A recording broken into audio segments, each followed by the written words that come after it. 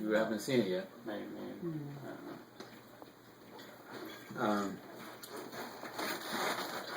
Ted, would you like some more water? Sure. Yeah, just straight water. Yeah, straight plain water. How about you, Bill? Do you have any tap water or something? Yes. Yeah. No way. That's what he says. I'll have a little spring water. So thanks. Here, Mark, can I pour this for you? Yes, thanks. All right. The last thing that I want to do is show you a little bit about the interface and the functionalities you'll use to create the Google tour. And what I'll say is, like most things, you'll learn best by doing. But I want to show you a little bit about how it works so that you can have a running start when you start using the technology. So you will go to tourbuilder.withgoogle.com. One thing to do is not use Chrome. I use Mozilla and it works well. Chrome, it just hasn't been updated, which is ironic since it is a Google product. In any case, so you'll use that URL, and when you get there, you will log in with your own account. This is the same Gmail account that you use for the linguistics project, and the virtual tour has already been shared with you, so you just need to go into this Gmail account and then start working on the tour that's already in your account. Once you get in there, you click on My Tours, and then when you click on My Tours, you will get to your virtual tour. Now, this is my account, so it has a bunch of different copies, but you can imagine that you probably only have one of these virtual tours waiting for you. It'll be called something like 8th Hour Anatolia Group 2 or whatever. When you get there, click Edit. And then you will be in the virtual tour and ready to create a new stop. And so what you can do to start is click this thing that says Add Location. You see the red circle that's calling your attention to it. When you add location, you're going to want to find a specific place. So let's say you're trying to find Ephesus, which is a city that was originally built in Greek times, though most of the ruins were built during the Roman period. Okay, so you search Ephesus, and you will find something near Ephesus, Turkey, probably. However, maybe it won't be the exact right thing. For example, in the case of Ephesus, the first thing it pulls up is actually an older Greek ruin, but it's not the main thing that people talk about when they talk about the ruins of Ephesus. As such, troubleshooting is to actually play with Google Earth a little bit and try to find your exact location. Now, if you've done some research on Ephesus, you'll know some of the sites that should be there. So one thing you could do is search for the Library of Celsus, and this takes you to the right place.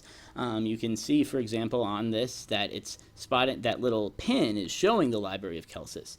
And so no matter what your topic is, maybe the first place that it pulls up isn't the right place, but then you can do a little creative searching and you can find what you want.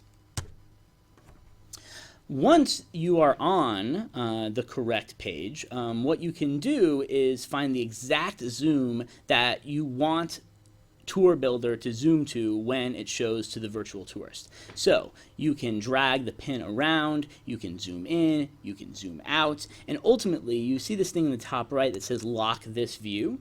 You can use that to make sure that every time the virtual tour loads, it will zoom to that exact image. And that's probably going to be what you want to do. So you just slide it around, zoom in, zoom out, find that exact right thing.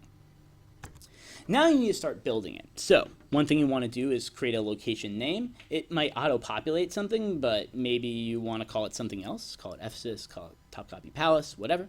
The next thing you're going to do is create dates, and I want you to pick historical dates. In this case, I chose 133 BCE, which is when the area was conquered by the Romans, to 614 CE, which was the time when there was this big earthquake that destroyed a lot of Ephesus. Now, admittedly, it can be very hard to decide what the right dates are to pick, since these have been here for a very long time, and they didn't completely disappear, but try to do something logical based on what you're doing. You know, if you're focusing on the Ottoman time period, maybe focus on the dates of the Ottoman Empire or something like that. Then, the big thing you'll do for any given stop is to write the main essay. And I put essay in quotes because this is only like 200 to 250 words. Or if you're doing a double stop, it would be 400 to 500 words. But it's not very much. And the main thing you'd want to do here is write some general background about the period we're dealing with. This is from the Roman period. The Romans controlled Anatolia from here to here, and stuff like that. And then you'll talk specifically about the stop on the tour. So say some things about Ephesus, the role Ephesus played in Roman society. It was the most populous city on the Anatolian coast, and so forth, right? And make sure, again, you're tying to things like spice. Start trying to focus on social, political, economic impact.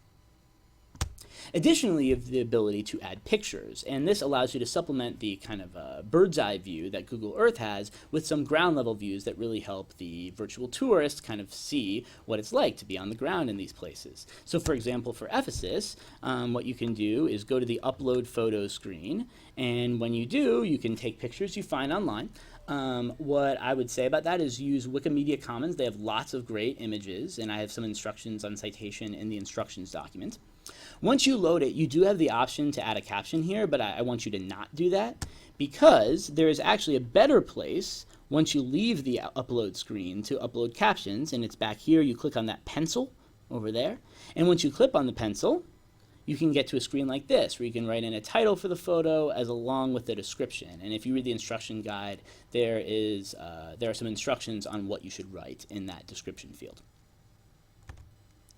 Periodically, as you're creating this, I encourage you to check what it looks like from a viewer's perspective, because you'll be, for the most part, in the editing screen. But if you click in the upper right corner on Done Editing, you can see what it looks like to the virtual tourist, and that'll be good if you realize, oh shoot, I didn't realize it looked like that, I want to change X or Y or whatever it is you want to change.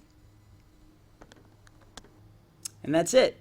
Have fun. We'll be spending the rest of the year working on this project, and I will still be sort of accessible via email, checking my email. So if you have questions about the project while I'm with my baby, please send me an email. Good luck, work hard, and I look forward to seeing what you guys produce. See ya.